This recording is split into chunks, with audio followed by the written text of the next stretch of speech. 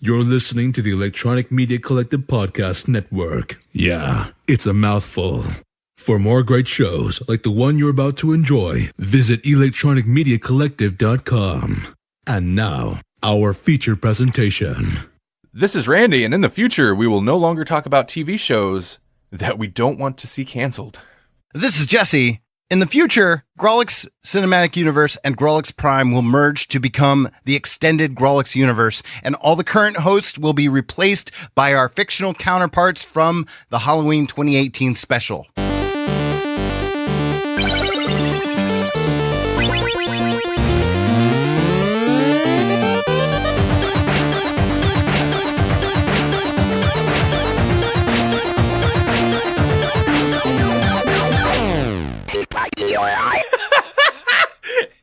Yes.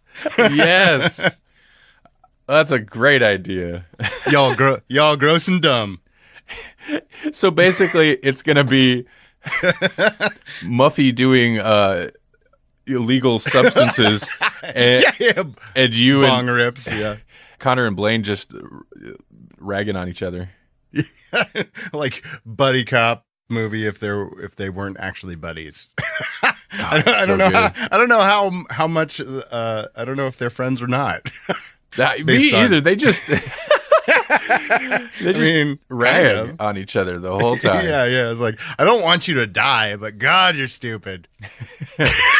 No, I was thinking about that. Like while editing it, I'm like, these two characters, they're not friends, but if they show up in anything else ever again, they always need to be paired up because they're just. It is like a buddy cop thing where, the buddy cops aren't necessarily friends most of the movie, but they're the team. They're the partners. They're the comedic duo. It's kind of like Jay and Silent Bob in that, like, they're friends, but, like, Jay is just awful the whole time. Yeah. Welcome to the Grawlix Podcast. This is episode number 79. 79? 79. Wow. We're getting up there. We are. It's pretty awesome. Hi, listener. hey there. You just got me and Jesse today. No Melanie. She should be back next episode, I believe. But let's just jump into talking about things because if we're not talking, you got nothing to listen to. Yeah. And without Melanie here, we'll go off the rails really quickly. We need boundaries and restrictions. We need structure, discipline. Life is like that. Yep. What are we talking about this episode? This episode, we are going to be talking about, this seems to be the way it's been going lately. This will be our TV talk episode. It seems like we do a TV talk and then a comic book talk. This will be our TV talk. Specifically, we're going to be discussing the new Doctor Who series or season. It feels like far too long since we've done that, and probably just last month. But now we legitimately have a brand new Doctor. We can react to it. Yeah, we have new Doctor, new episodes to talk about. It's exciting. It's also good to be able to talk about the new Doctor after having actually seen her being the Doctor, because we've talked about her a bit without really seeing her do any of the stuff. Right. Basically from trailers and stuff and just stuff that's been leaked online. Speculation. Yes. And so far, I have not seen her twist an ankle and fall over, which I think was... Yeah. Matt D is going to be happy about that. Yep. That has not occurred. So far, so good. Knock on wood. And at this point, when we're recording it, I think the 4th episode is probably just aired or is airing now, maybe. I was say, like, 4th episode's probably going to go up tonight, and then we'll probably have the 5th one by the time this episode. So we're about 2 episodes behind when this goes up. Yeah, we're 2 episodes behind, so we'll talk a bit about the first 3 episodes, as we do. We're always a little behind. Before we get right into that, we should probably cover a little bit of in-house news. I think we should. The main thing that we need to talk about that relates to us specifically is and not really, but kind of, Christopher R. Mihm. He is a filmmaker that we interviewed way back in our first year of podcasting. Mm-hmm. Little did we know that we would become that I would become such a big fan of his, and I actually got to meet him myself just this past year.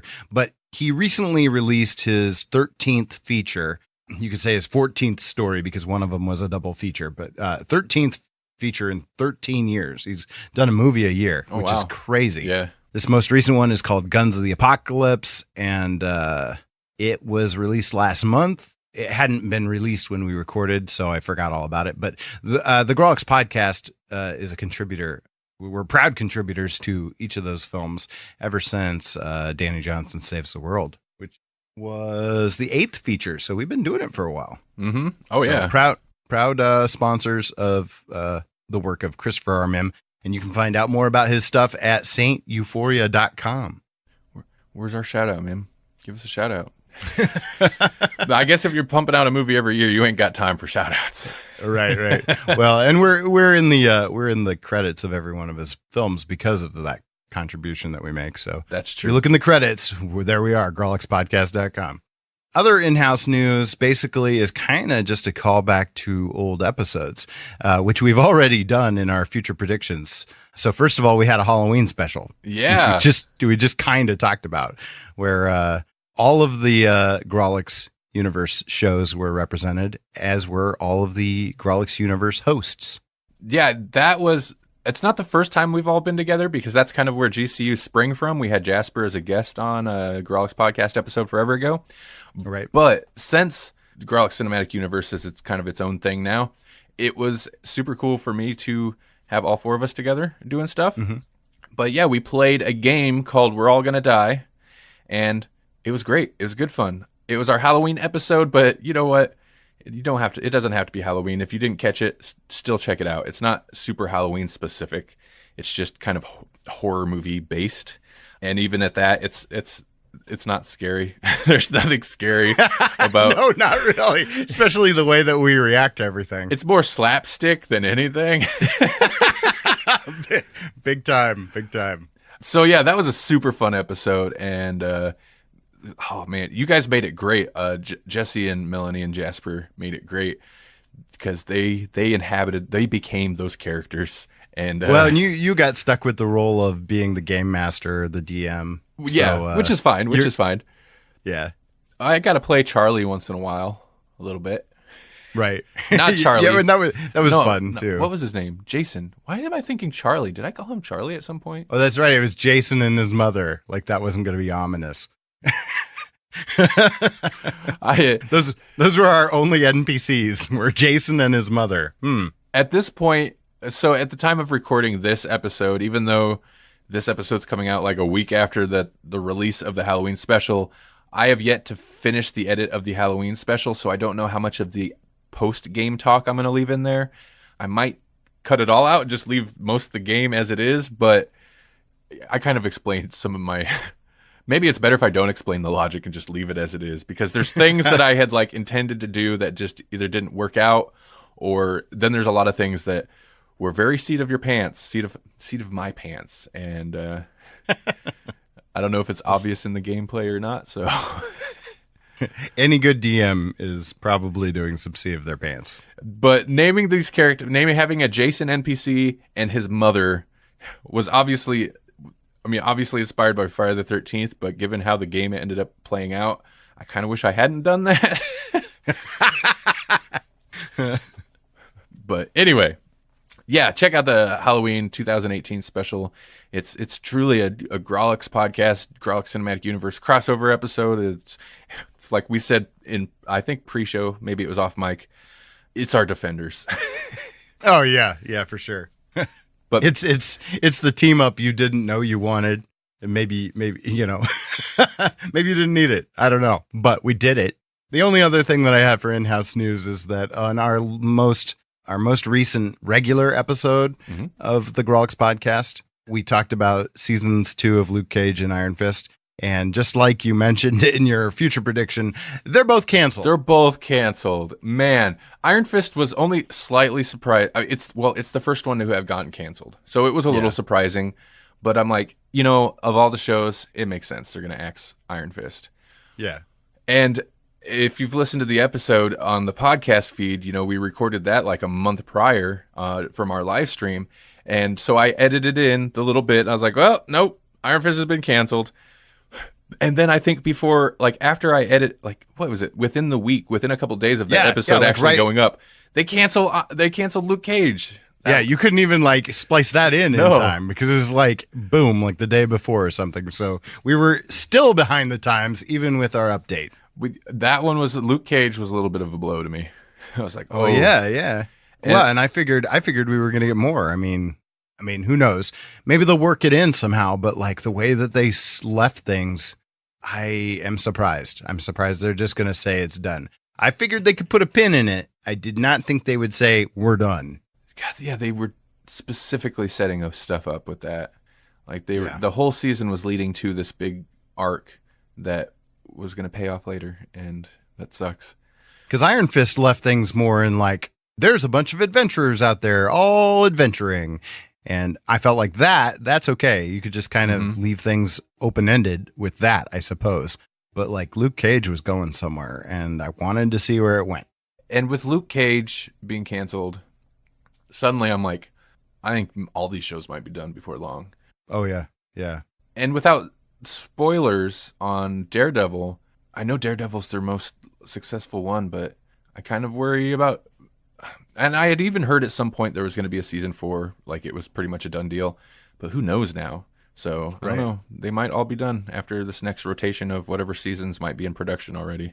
Did they announce season 4 at New York Comic Con? Because I feel like that's where a lot of this, like, we started to see the writing on the wall, because they were announcing Punisher season 2, they were announcing more Daredevil, but there was nothing, like crickets, when it came to Luke Cage, and the news had already dropped about Iron Fist, and then boom, they hit us with no more Cage. Well, it's really hard to tell by, because there's no concrete news on it. But as of a couple days ago, as of this recording, I don't know, there's conflicting stories. IGN has something about how Daredevil season 4 could include X-Men mythology, but who knows about that anyway? That seems kind of a stretch. But /film.com is saying new data suggests Daredevil season 4 could be in danger. Without reading it, I don't know.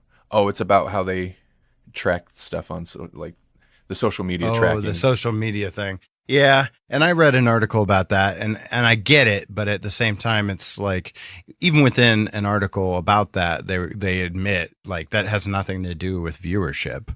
People just are like, hey, this new Daredevil show is awesome, and they got to talk about it, like, after an awesome thing is already hit, it's like, I don't have to say that it's awesome anymore. I know it's awesome, it's awesome, it's awesome. Yeah, and we're just all watching. I get what they're doing, because Netflix doesn't release their viewing data to anybody. So that's the only indication that they might be able to glean how popular or how well something's doing is how many people are talking about it. But you're right. Like, yeah, the first season, especially Daredevil, where it just like, I don't know if anybody there was a lot of hype built up, and I don't know if anybody was really expecting what they were expecting. And it was really good. So of course there's going to be a whole lot of chatter. And then as the show goes, it's going to die down, because you know what? Yeah, it's still good. It's just going. Yeah. But anyway, so who knows? Who knows what's going to happen with that stuff? And there's been a lot of speculation that they're going to kill these shows off because Disney is working on their streaming service. So, I mean, who knows? Who knows what that means? Maybe they're just killing it off in the Netflix universe until their contracts run out, and then they can resurrect these shows as part of their service. Who knows? Who knows what's going on here? That very much seemed the tone when they canceled Iron Fist. Right. Like, may not be the last time you see him. Well, that's pretty vague, but it's something. Yeah. With Luke Cage, there was nothing. They're like, it's canceled. Right. We're done. We're done. Yeah. No, I'm glad you mentioned that, because I couldn't believe it. It's like, this. How do I promote this episode now? We're talking about the seasons of these shows that are canceled. But then that became how. I mean, it became relevant in a roundabout way. Well, now that the fact that we've even mentioned Daredevil means that show's on the block. Yep. Sorry, guys. What show? It was super awesome while it lasted. Go tweet that. What show don't we like? Yeah, exactly. Tweet how you like Daredevil a bunch. Like crazy, apparently. What show don't we like? I was trying to think. I was like, what show could we talk about to get canceled? We're going to use this power for evil now. I don't think. Yeah, exactly. I don't even know. I mean, like I just don't watch it. If I don't like it, I just don't watch it. That's exactly the thing. Like in the past, there have been shows where I just, for whatever reason, I hate it. Get that show out of here. But I think most of the shows are gone by now, and I don't watch anything else. If I don't like it, I just there's don't not watch really a show that offends my sensibilities. I mean, like even Grey's Anatomy, which like it has.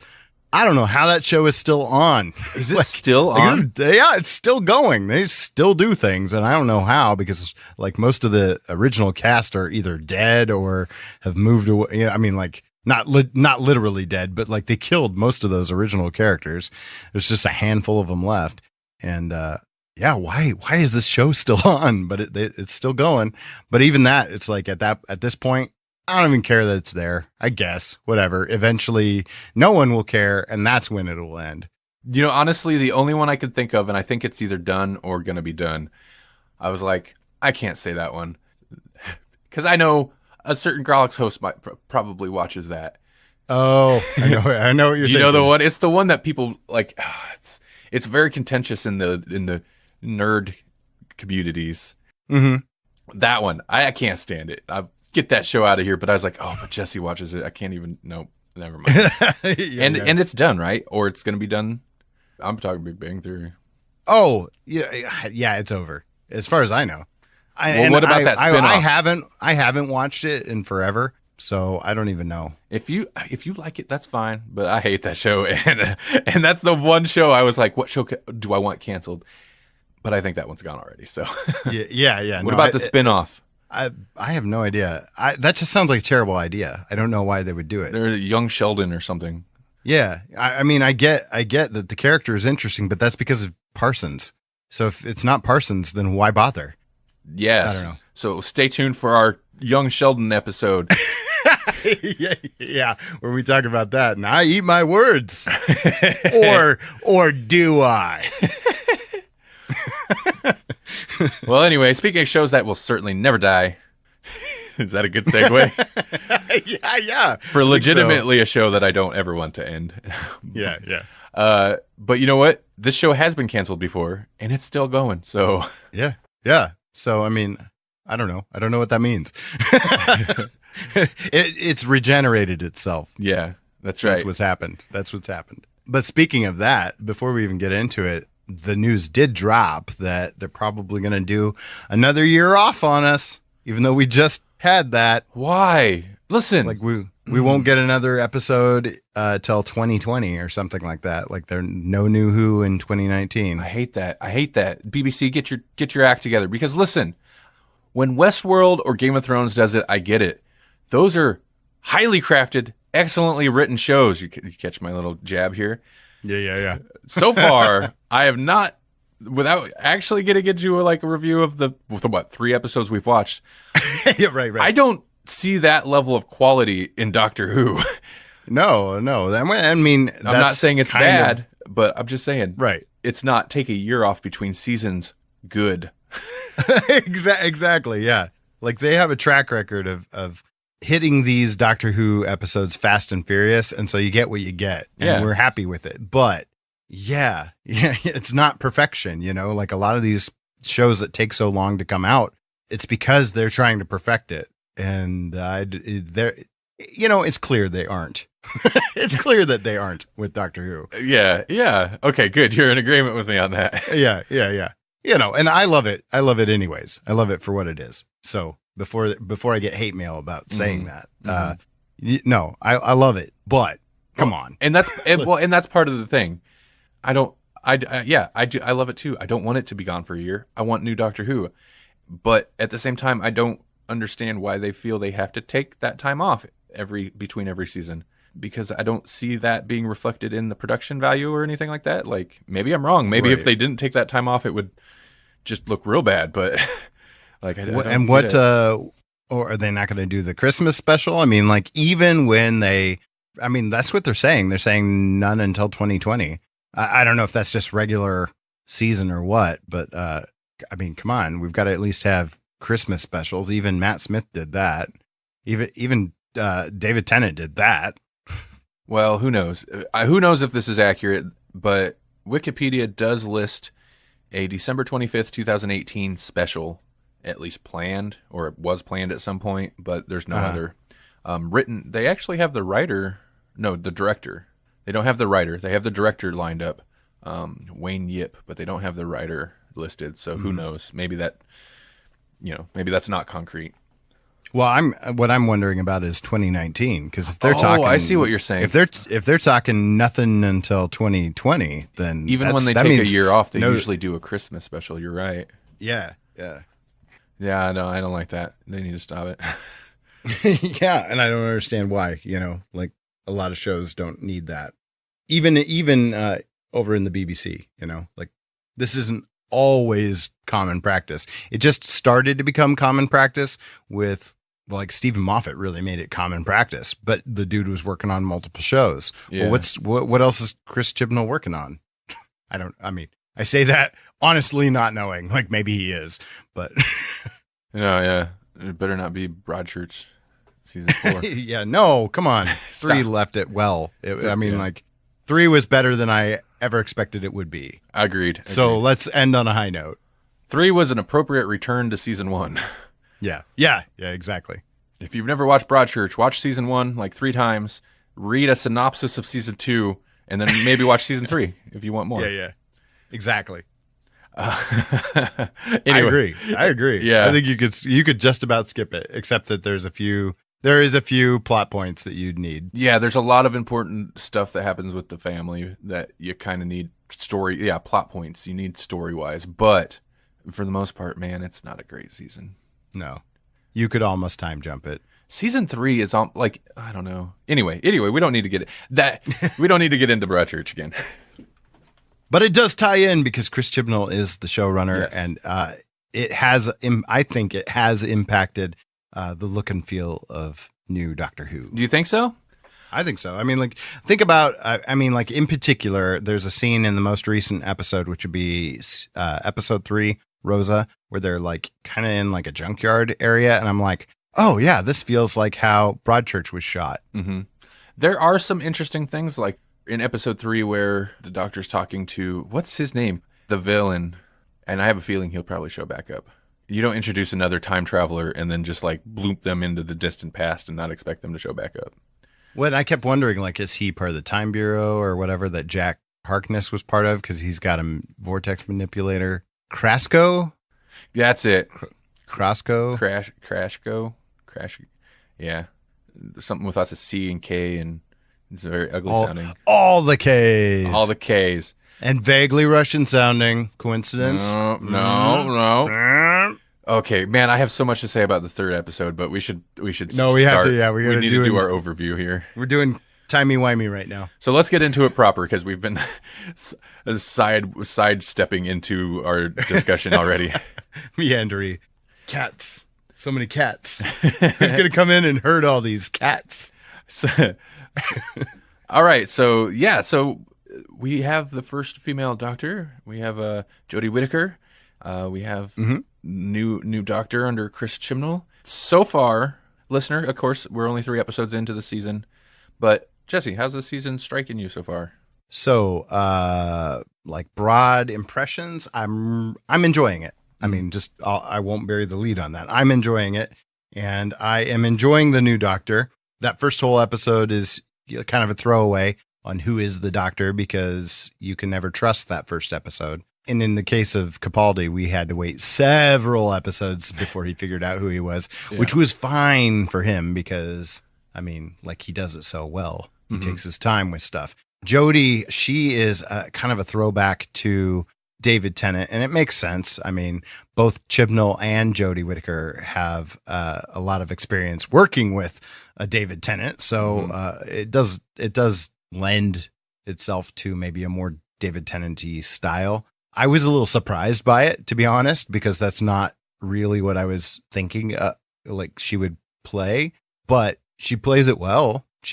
I think she's doing well. But I guess, I have a strange relationship with the 10th Doctor in that sometimes I really like it, and sometimes I think, he's a little overrated, Yeah. And so it's like I don't want the new Doctor to feel a little overrated in my mind. I'll get some hate mail for that, but well, sometimes he is.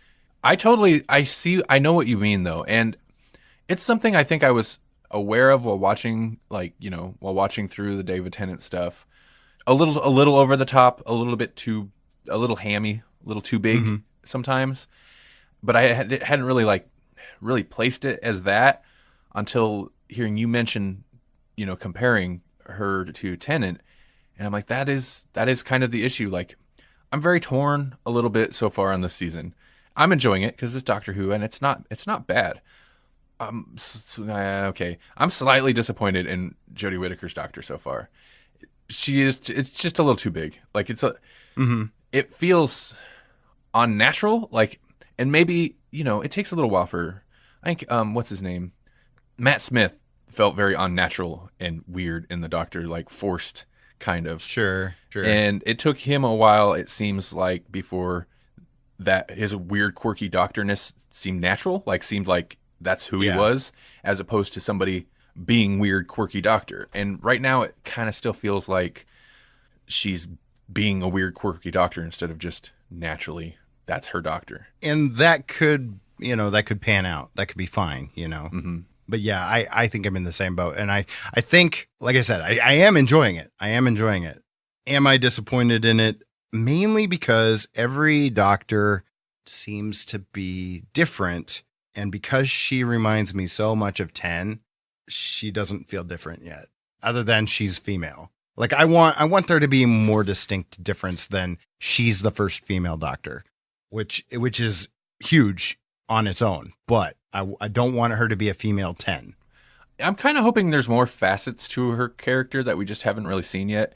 And mainly, I like that she's so nice. And I think Melanie's not here, but, I've watched all 3 of these episodes with Melanie, and so I'll occasionally maybe mention what she told me while we were watching it. Melanie doesn't like that she's so nice and so apologetic and overly friendly. And I kind of like that. I like that. It's polar. It seems a very conscious effort to be the polar opposite of Capaldi's Doctor. Right. Which is fine. It kind of makes sense because you had that same deal only in reverse when we went from the 5th to the 6th?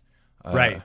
Yeah. Where it's we went from nice to not nice. Yeah. Yeah. It's like, so occasionally it does seem like they try to do the intentional complete reversal in a way.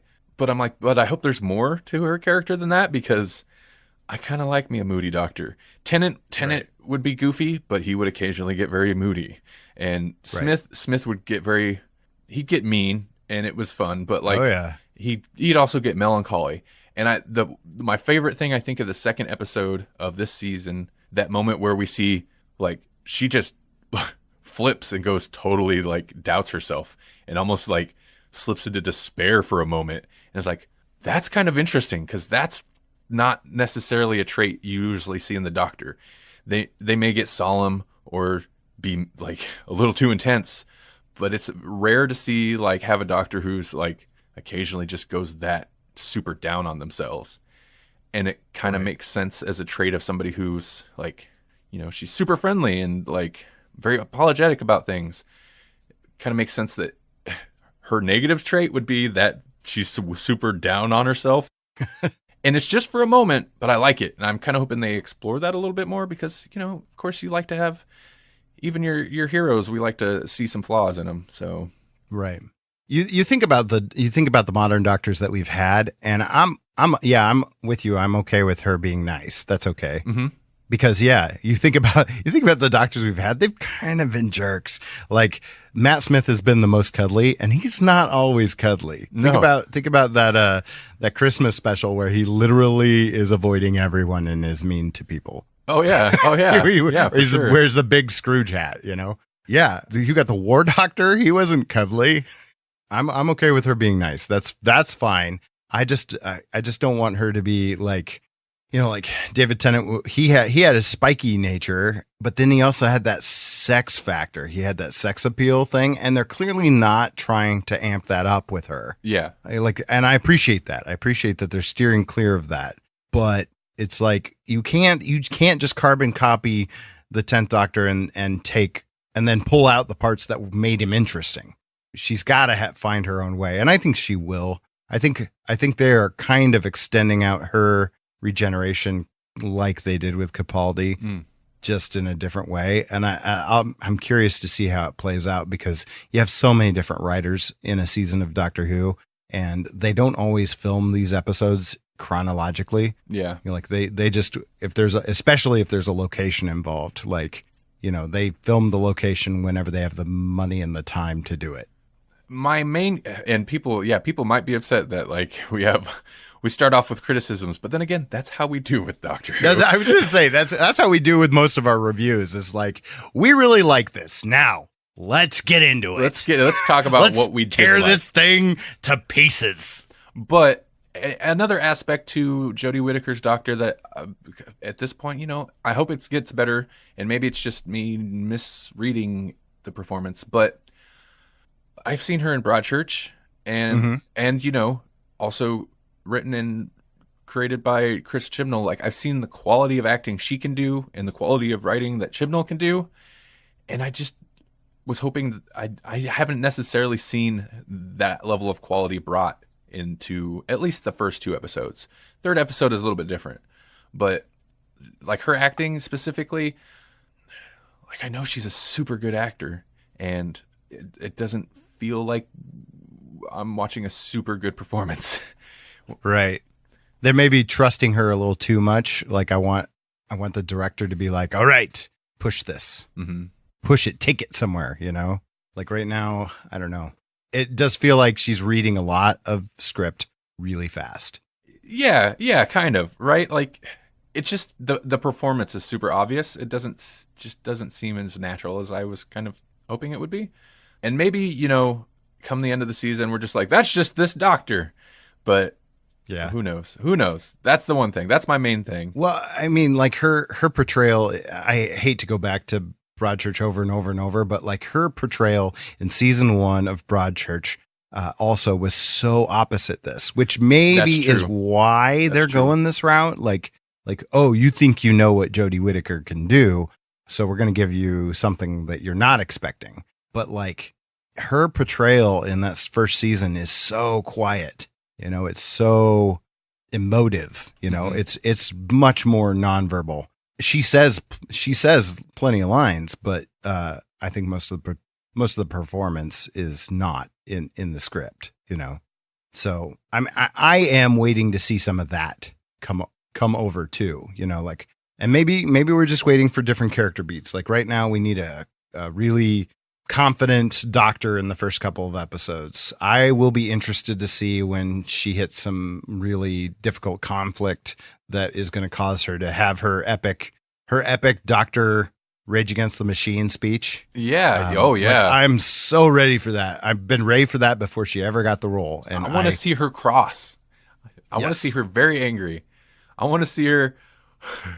What does her character say to that lady, to the hotel lady? I know I can't say it. I'd have to Grawlix it. But there was I've mentioned it on the show before when I was watching Broadchurch, and I was like, that part where she said she's going to, break her effing face. And just the way she says it, I'm like, that makes me excited to see an angry Doctor, because like there's intensity there, and we just haven't seen it. And maybe we won't. Maybe that's not her Doctor. But I'm hoping we do. It seems like every Doctor has their intense moments. So I'm hoping to see some intense moments from 13th Doctor. So we basically talked kind of around the Doctor. What do you think about, I mean, like let's go back to episode 1. Yeah. We've got a whole new crew of companions. I mean, if you want to call them that. They're just kind of like plopped right in the Doctor's way, or she's plopped right in their way. I don't know. Yeah. Yeah, what do we think about episode 1 and setting up a new paradigm? Well, it's kind of the way you introduced it there kind of made me think about how they usually introduce new Doctors. This I thought was interesting because it starts like the Doctor's not even in it for a little bit. It starts following these people, like all these 4 people, which is also kind of, I mean, of course there's going to be hype and you're going to find out who all the new companions are before the show. But it's disappointing because I'm like, I know who the 3 new companions are, and there's 4 people there. Yeah. One of these things just doesn't belong here. Yeah, exactly. And so that's a little disappointing because I knew right away. I was like, oh, that sucks a little bit. But yeah, it is. She was a great character too. Yeah.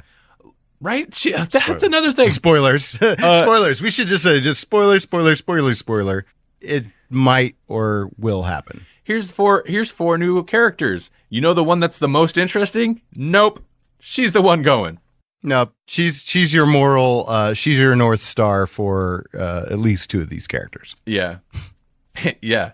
It is interesting then just to literally drop the Doctor into the viewer / companions' lives. Like, here's your introduction. It's just a woman who fell through the roof.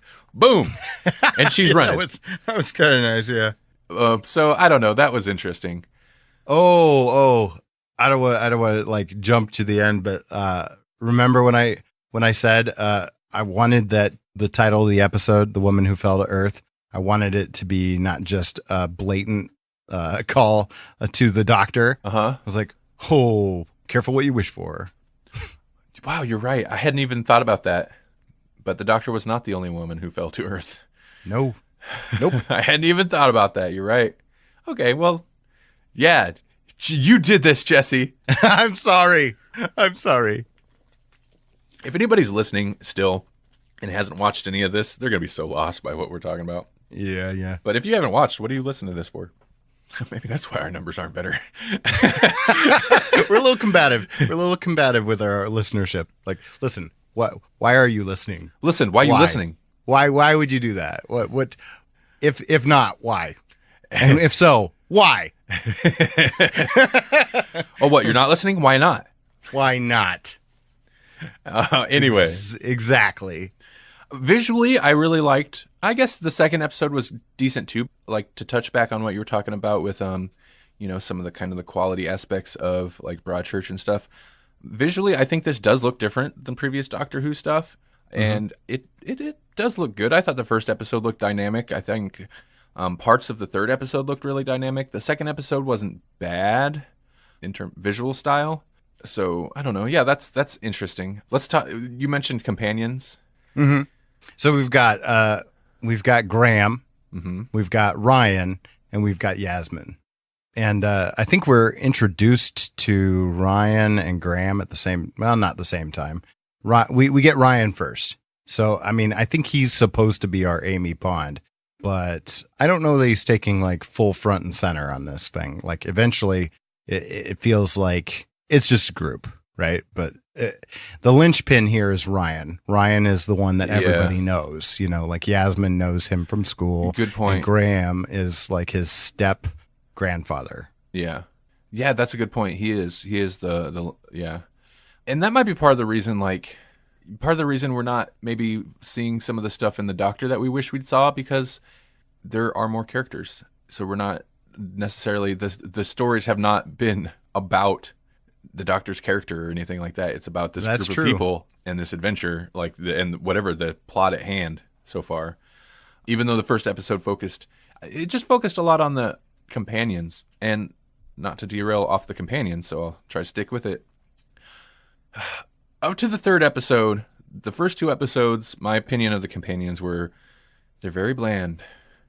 And the third episode doesn't necessarily change that much, but I just kind of find them a little bland. I could see them growing on me. I think Yasmin I find the most interesting. I'm not sure why. Maybe she just seems, I think she's a good actor, and not that Graham's not.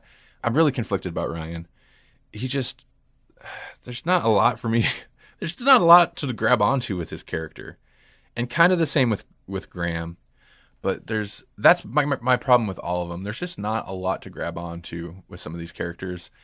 And Ryan doesn't, I don't know. I just don't know what to make of him. So just in the course of just talking about this, and I hadn't even thought about it until now, we've talked about how and this is still about companions, but what just occurred to me is that we have 3 companions, and I think the last time that we had that many companions in a TARDIS was the 5th Doctor. And I feel very similarly about some of those companions that I do about what we have now. Like we've got Tegan and Nyssa and Adric. Adric, yeah.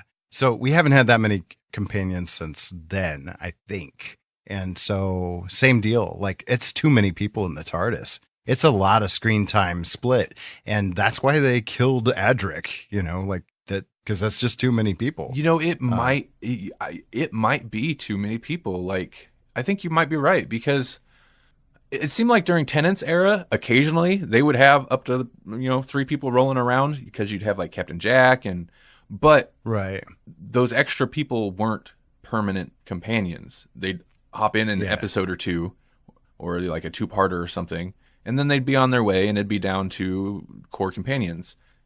You might be right, and I think if anything, it's too many companions to start a new Doctor with. Right. Like, maybe build up to more companions, but it's just, maybe that's part of it. Well, it does. It feels like the John Nathan Turner thing, where he basically hamstrung himself with the 4th Doctor, because at the end of the 4th Doctor's run, he had Adric, he had Nyssa, and he had Tegan. And so, boom, 5th Doctor. We got way too many companions. Same thing with 13 now. And then tying back into what you were saying about Ryan, like Ryan also, I'm like, I don't want to underscore it, because it is important, but he's the most gimmicky of the new companions too. Yeah. It's like in order to make him more interesting, we have to give him dysphoria, or not dysphoria. What's the term? Where he has balance issues. Yeah, he has like coordination issues. I can't recall what it is, but I know what you're talking about. And it's, it's a good idea. I like that they're representing more than just the norm, but at the same time, let's just write a compelling character, I don't know.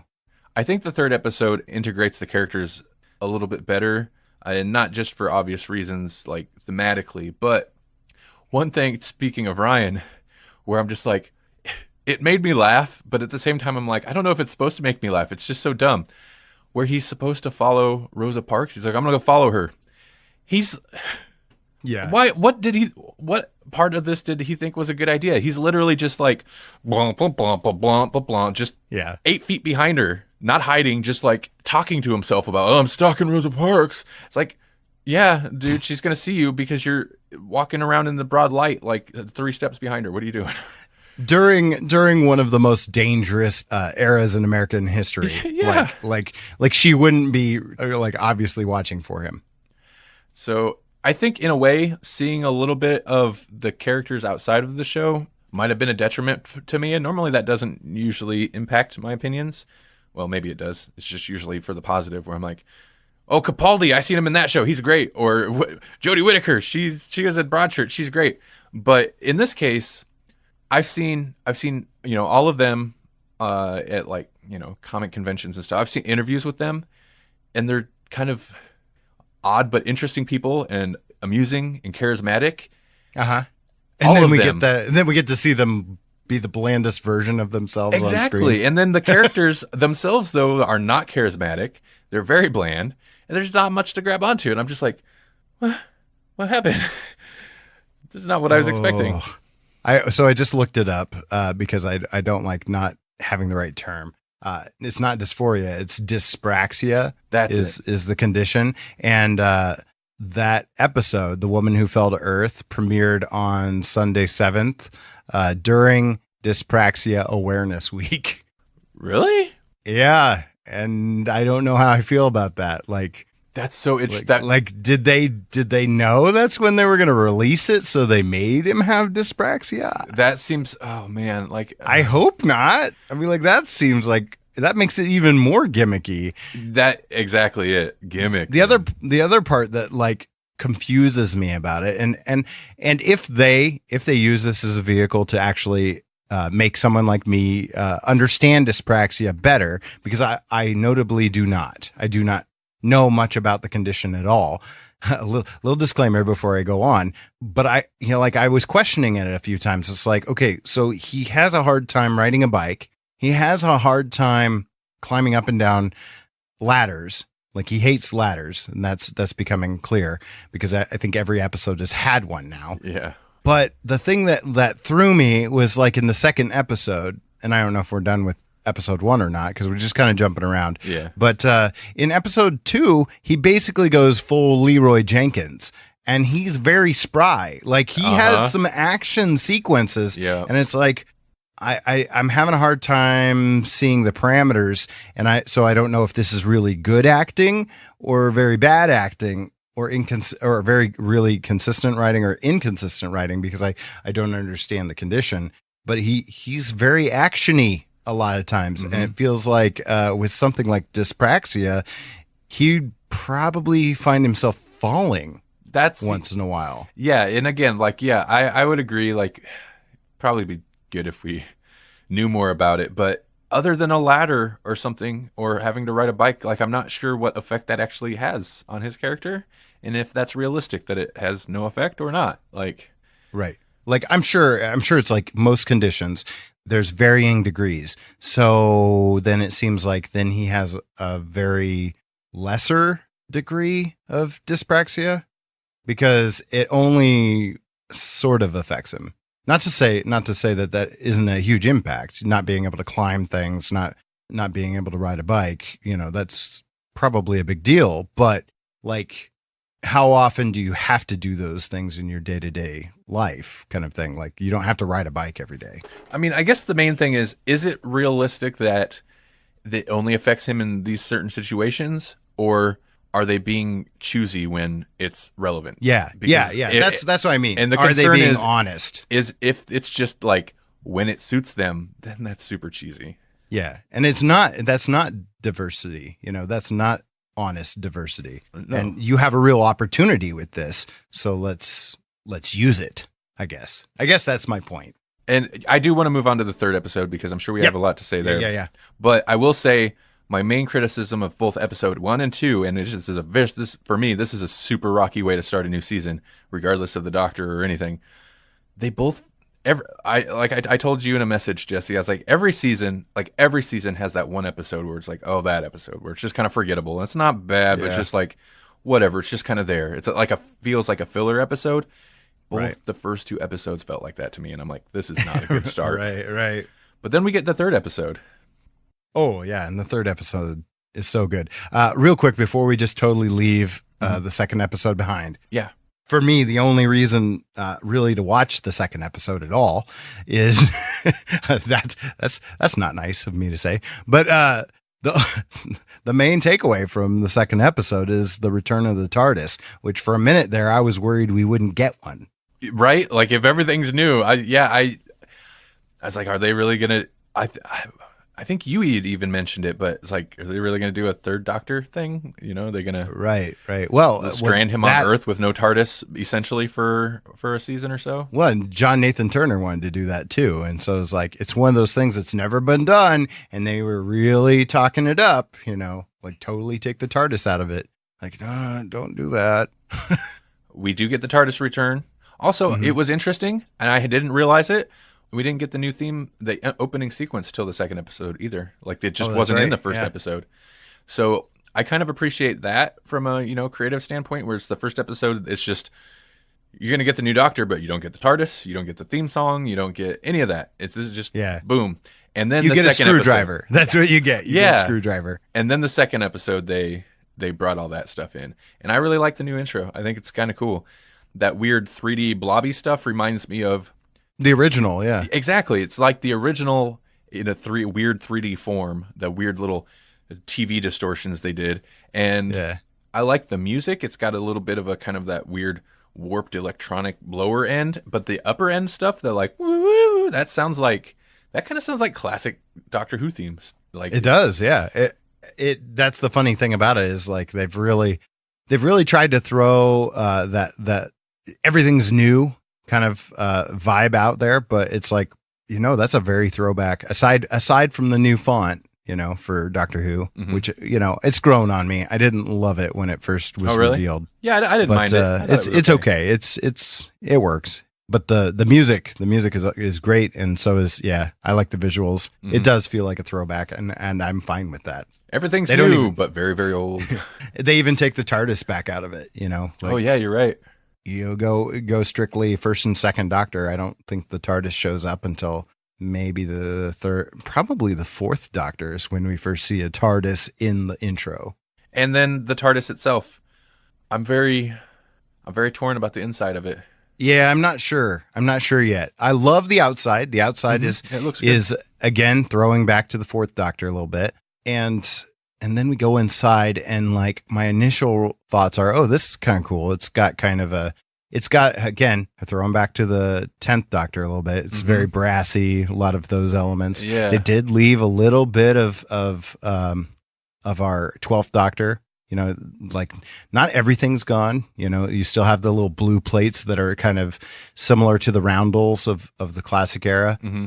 But then you get to the console, and that's the only part that I'm having a hard time with is, and I don't even know if it's console because you don't barely see the console because it's surrounded by these bizarre Stonehenge looking things. The little crystal thing that she used to make the sonic screwdriver, they're definitely running with that because they look like these big crystal rocks kind of. And that's what the column looks like. And I don't know, they're going with this like kind of organic, like even talking about the intro just now, it's like these weird organic shapes and stuff, which is interesting, but dude, it's so busy. Like it just looks overly busy. It's visual.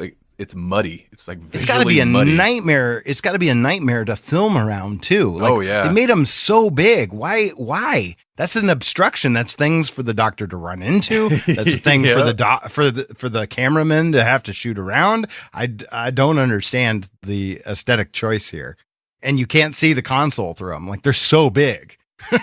It just looks a little much. It looks overdone. I'm not a super big fan of it. I don't know. It's okay. And that's kind of like their whole thing with her. It seems like her technology and her stuff, like it's more organic shapes, less machine-like qualities, less rigid, clean lines, and more whatever. But I think it's kind of interesting, but also, again, kind of ugly. The decision to where the doors look like the inside of the TARDIS or inside of the police box, I thought was kind of odd.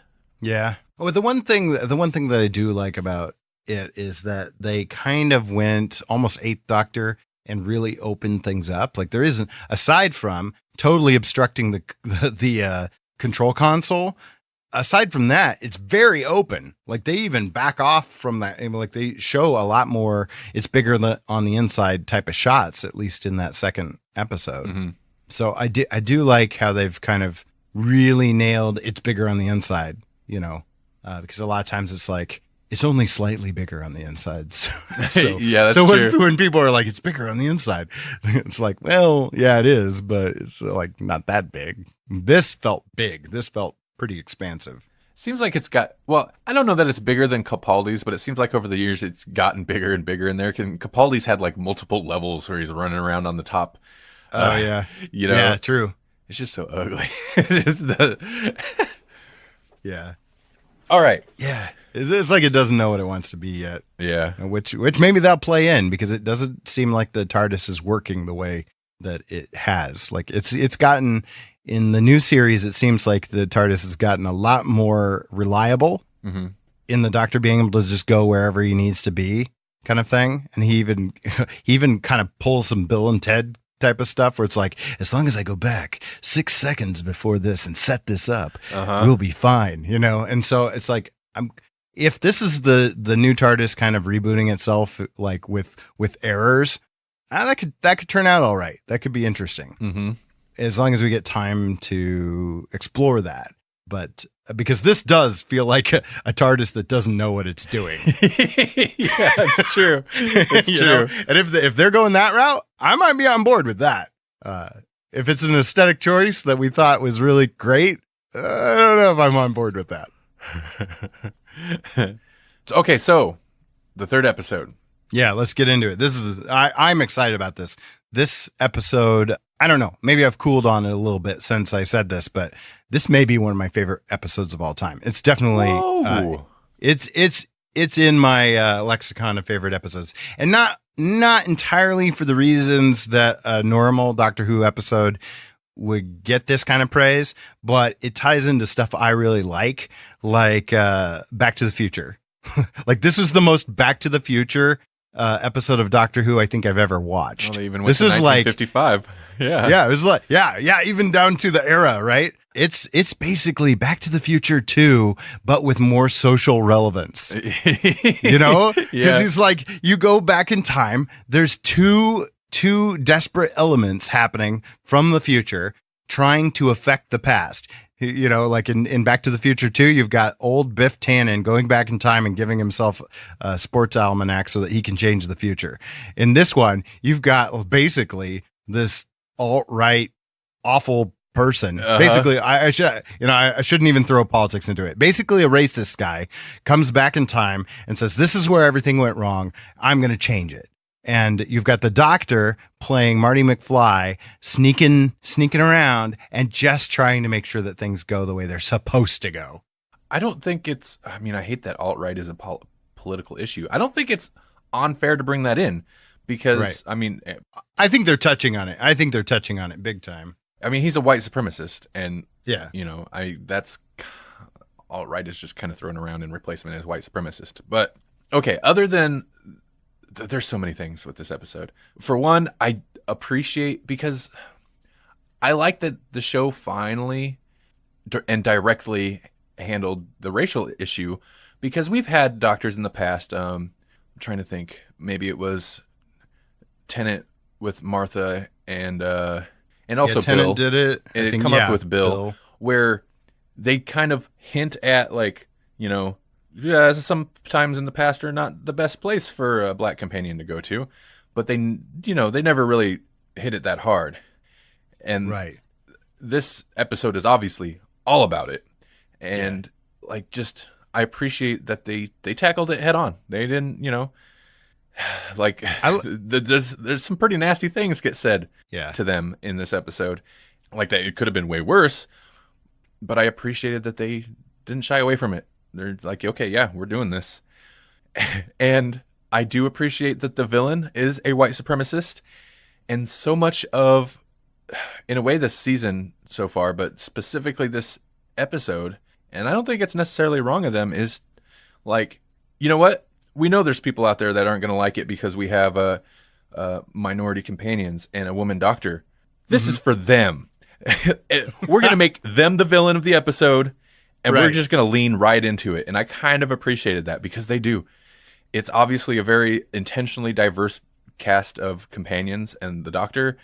And they straight up put a white supremacist guy as the villain. And yeah, I was I don't know. I was surprised that they leaned into it so hard, but they did. With it and all, I mean, like again, I don't know how to attack this because there's a moment and it's at the end. And it's how they have to let things go, you know, like it's the white guy, you know, I mean, it's Graham. He's on the bus and he's going to have to let Rosa Parks be discriminated. I love his reaction. That is a pretty good moment. So I've watched this episode twice, and the second time, some of the cheesiness of it comes, and it's not the story. Sure. It's just the way it's the way TV shows always handle like great historical moments. Every time Rosa Parks is on screen, you get that certain music, that horn sound that they use for historical period pieces. And it just seems so cheesy to me. But that moment they handled so well in many ways. And I like that they put Graham in it, like directly. Yeah. He was the white guy standing that needed a seat. And he didn't want any part of it. And like, I don't know, like I kind of felt it, man. He's like, I don't want to be a part of history. It's like, Yeah. I don't want to be this. But you are. You are part of history. You're the reason this happened. You know, like it. Yeah, it kind of throws it right in your face. Like even though this is a new world and people are aware of history, a lot of people don't want to have any sense of responsibility for it, right? And so like that's what literally happened. He didn't want to have responsibility for it. He wasn't one of those people that did this back in the day. And then in the end, he had to sit in he had to literally sit in that seat. He had to literally stand in those shoes. Yep. And then the other thing, which is obviously the big thing that people grabbed onto, and which is where this episode could have gone so wrong, and they handled it right. And I mean, they had to handle it right, or else just don't even touch it. Oh, right, yeah. But they, other than like, their involvement was they had to make sure the situation was how it was supposed to be. They had to make sure the conditions were right but they were not like, they did not influence Rosa to do it. So they didn't take away her agency. And, you know, the doctor even says when Graham's like, I don't want to be a part of history. And she's like, we can't help her. Like, she has to do this on her own. This is, you know, her and that decision. was a moment like, if, you know, I was just criticizing how she hasn't had a lot of quiet moments and she's so good at them. She had a good one in this episode. You know, like you could see, like, she didn't like it. You know, she didn't like that this is how we have to fix this, but this is how we have to fix this. So we have, it almost becomes comical in a way. It's a little cartoony in some aspects where the characters are all just suddenly where they need to be. Like, yeah. Like Graham and Ryan show up at the creek or the river or whatever to kind of like force that guy out of there. And so he'll go back to work. But then he goes back to work and they're there on the bus. It's like, and there's even a scene in between where they're there with the bad guy all of a sudden. It's like, wow, they really do just get around. But anyway, I like that this story, you know, barring the first story, which was kind of about them, this story utilizes all the companions well. Right. And the doctor. So it gives everybody like stuff to do. It gives them all a role. So it kind of works to have so many companions. And it also, one of my favorite parts of this whole episode was, it's Doctor Who, right? It's usually big, crazy, over the top stuff. A lot of this episode, they're hiding out in a hotel room, and then we've got like research montages where they're looking through newspapers and like they're doing old 1950s appropriate research, looking through newspapers and stuff like that. I just liked it wasn't the pseudo historical. Like it wasn't like a full blown First Doctor historical, but I was excited and I was like, this is almost a historical. You like take out that you take out the bad guy and it's just a historical. We're just trying to make sure that history happens the way it's supposed to. Mm-hmm. But I mean, it is, you know, it is the modern era and it is nice to have like a foil. Yeah. So I watched this, like I said, a second time. I watched this with Melanie and I think she liked certain aspects of it, but after it was over, I was like, so what'd you think? And she goes, which I think kind of lends to your comparing it to the historical episode. She goes, it was boring. It's like, yeah, I guess. Oh no. I guess it's a little slower paced. Yeah, because they're not jumping around doing crazy. There's not big crazy action. It is. They're doing paperwork in a hotel room. Like they, you know, it's more down to earth. But I think there's stuff that she did like. But I don't think she's. I mean, I didn't find it boring, but I don't think she's wrong in that. Yeah, it is. It's a slower episode, but it's, again, I don't like Ryan because I really like that. Maybe he'll grow on me, but I really like the scene where he ends up at Rosa Parks' place with Dr. Martin Luther King, and at one point he says, "It's such a good setup, but I feel like his delivery doesn't land." Where he's like, he says, you know, something, Dr. Martin Luther King, and then he looks over, yes, Rosa Parks, and that's funny. But then just his delivery of the whoa, like I was like, it was very dude, where's my car? Yeah, I was like Keanu. That's right, Mr. the Kid. It like very Bill and Ted for a moment. I was like, yeah, hammy, or it's kind of hammy. So, and maybe that's part of my problem with the series so far, the season so far, is it's just a bit hammier than I expected all around. All right, well, before we wrap this episode up, hey, Melanie, what did you think of, I don't know, I guess the new season, or specifically the third episode of Doctor Who? The new season's all right. That's the last one that we just watched. Yeah. Yeah, it was boring to me, but that's just me. I told you. I don't know. It was okay. It was all right, I guess, but it was just, I don't know, boring.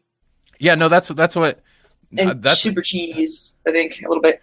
I found it a little cheesy, too. Doctor Who is cheesy sometimes. Yeah.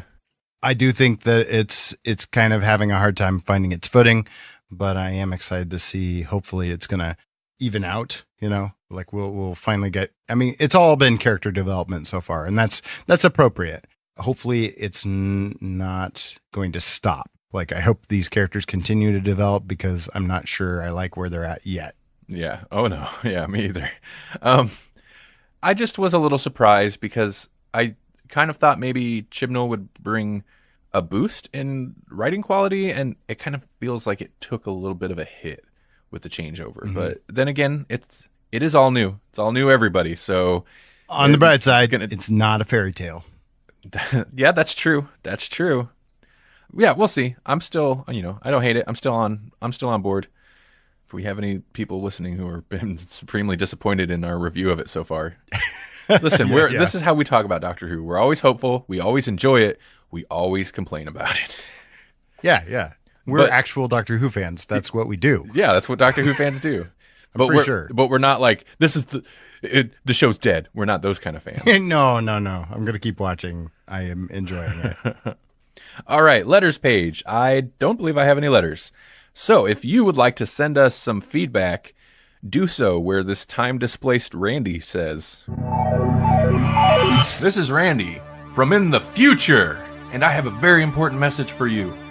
The Grawlix podcast is missing something, and that something is you. Join our letters page segment. If you have thoughts on what we're reading, what we just read, what we're about to read, what you're reading, or you just want to say hi, send us an email to letters@grawlixpodcast.com, and we'll read and discuss your letter on the show."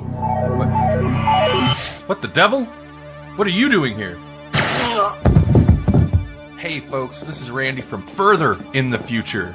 And what my former self neglected to mention is we also have a Google Voice line. You can call it, leave a message, and we will play that message on the next episode of the Grawlix podcast. Try to keep it under 2 minutes. Whatever you want to talk to us about it. Ideally, something related to the show. Dial 559-426-6427, or if this helps you remember, 559-4-COMICS. Type that into your phone, you'll be connected to our voicemail, leave us a message, and we will play it on the show. This is getting ridiculous. Get out of my way. Get out of my way. This is Randy from even further in the future. And what these two knuckleheads neglected to mention is if you'd rather send us an MP3 recording of yourself to play on the show, you can hit that email. Again, that's letters@grawlixpodcast.com with an MP3 attachment, and we'll play it during the show. Just try to keep your language clean and keep it under 2 minutes. Also, hey Bonehead, did you just shoot our younger self? Yeah, it's cool. Shouldn't we be doing the Marty McFly disappear from the picture act right now? No, it's fine. He was a time remnant. Oh, that doesn't make sense. A time remnant doesn't make sense. At some point, older Randy has to travel back to talk to younger Randy. But if older Randy kills younger Randy never gets to become older Randy and travel back in time. It's time travel, not cloning. We're not cloning and sending ourselves back. We're just time traveling. You don't know that. We could be operating on primer rules. In that case, there can only be one. This is Jesse. It's leave, you idiot. Make like a tree and leave. You sound like a Grawlix fool when you say it wrong. This has been Randy. Time traveling is just too dangerous. Better that I devote myself to study the other great mystery of the universe. Grawlix!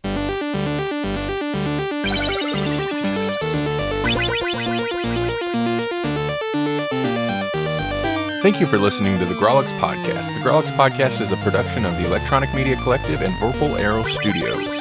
For more Grawlix Podcast, visit grawlixpodcast.com.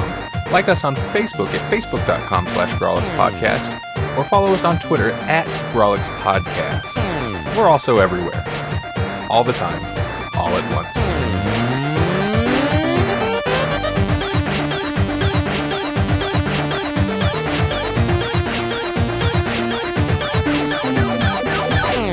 I was thinking about it the other day. Grawlix is technically weekly now, and that's insane. We used to be once a month. We're weekly now, including on our months where there's 5 weeks. We throw a Halloween special in there. Yeah. It really, I used to look forward to days off. And now you give yourself extra work to do. That's how you do. But you got to do it for the Grawlix. You got to do it for the Grawlix. The Grawlix demands blood. Yeah. Whoa. definitely escalated beyond what I was expecting. I'm just going to go with it. Right. Whoa. Okay, so on that note,